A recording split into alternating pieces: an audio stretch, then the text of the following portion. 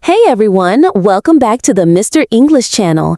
I'm Maya and I'm absolutely thrilled to be here with you today. And I'm Jack, equally thrilled, Maya.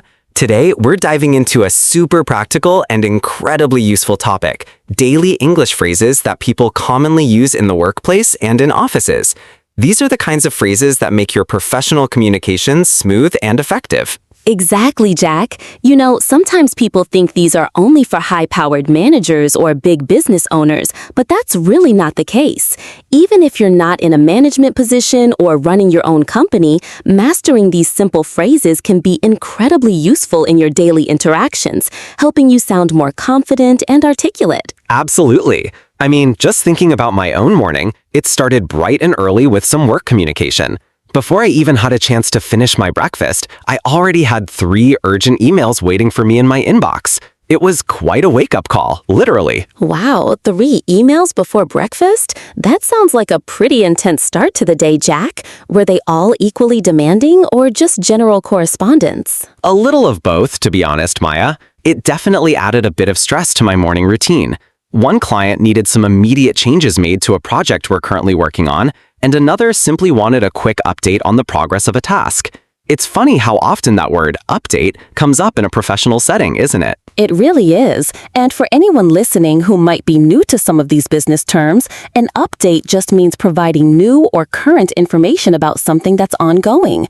It's a very common and essential business word that keeps everyone on the same page. Precisely. So I quickly drafted my replies and made sure to use that phrase. I remember telling one client, "Don't worry, I'll send you an update this afternoon."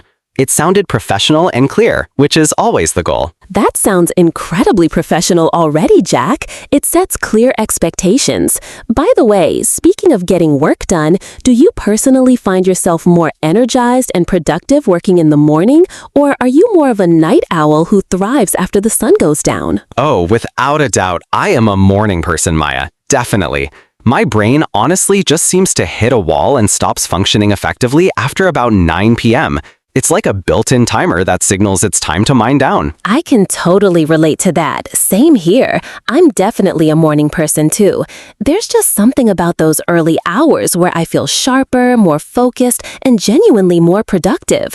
It's like the world hasn't quite woken up yet, and you have this peaceful window to get things done. Exactly. And for our listeners, productive simply means you're able to achieve a lot of work or results in a shorter amount of time. You're efficient, you're making progress, and you're feeling good about what you've accomplished. That's the ideal, isn't it? But sometimes, even with the best intentions and a morning full of focus, meetings can seriously destroy my productivity. Do you ever feel that way, Jack? Oh, absolutely, Maya. Especially those incredibly long meetings that seem to go on and on with no clear plan or agenda.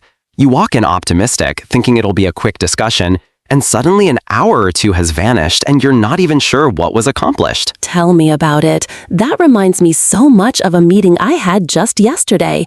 It was supposed to be a quick check-in, but one person started talking for almost 20 minutes straight about the new coffee machines in the break room. It was interesting, but... Coffee machines? 20 minutes on coffee machines? While I appreciate a good brew, that doesn't sound like the most critical discussion for a business meeting, does it? Everyone must have been silently counting down the minutes. It really wasn't important. And you're right, everyone looked visibly bored and restless.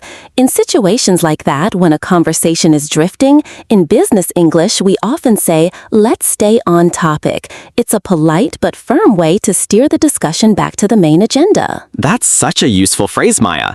It essentially means, let's not talk about unrelated things. It helps keep meetings efficient. And another common phrase that goes hand in hand with that is, "Can we move on?" when you're ready to transition. Exactly. Move on means to go to the next point or subject on the agenda. It keeps the momentum going. Otherwise, meetings can become incredibly long, draining, and ultimately not very productive at all. Speaking of training, I had a pretty tough deadline last week for a major project. I was working extra hours and I barely slept for a couple of nights trying to get everything finished. Deadlines can be incredibly scary when they're looming over you. Oh, deadlines are definitely a source of stress for many. And for our listeners, a deadline is simply the final time or date by which something must be completed or submitted. It's that absolute cutoff point. Yes, exactly. But luckily, through sheer determination, I managed to finish everything on time. It was a huge relief when I finally hit send. Fantastic. And on time means either before the planned time or exactly at the scheduled time, which is always the goal, right? What was your manager's reaction? My manager was incredibly happy, Maya. She specifically said, "Great work, Jack. Keep it up." It felt really good to hear that after all the hard work. Keep it up is such a positive and encouraging phrase, isn't it? It's simple, but it really acknowledges effort and motivates people to continue their good work. It really does motivate. It makes you feel valued. Good communication, even using these simple phrases, is so important in every aspect of work life. It builds trust and makes interactions smoother. Definitely. Even simple phrases like "thank you for your help" can significantly improve your relationships with colleagues. It shows appreciation and fosters a positive work environment. And for those who might not know, colleagues are simply the people you work with, your coworkers. It's a slightly more formal but widely used term. Exactly. And let's be honest, nobody's perfect at work. We all make mistakes. If you happen to make a small error or there's a misunderstanding, you can simply say, "Sorry for the confusion." It's polite and takes ownership without over-apologizing. That sounds very polite and professional, Maya. It's important to remember that even the most experienced people make mistakes sometimes. It's part of being human in the workplace. Absolutely true. The important thing is to stay calm, acknowledge the issue, and then focus on solving the problem or clarifying the situation. And speaking of clarity, if you're in a meeting and you don't quite understand something, what's a good way to ask for clarification? That's a great point, Maya. It's always better to ask.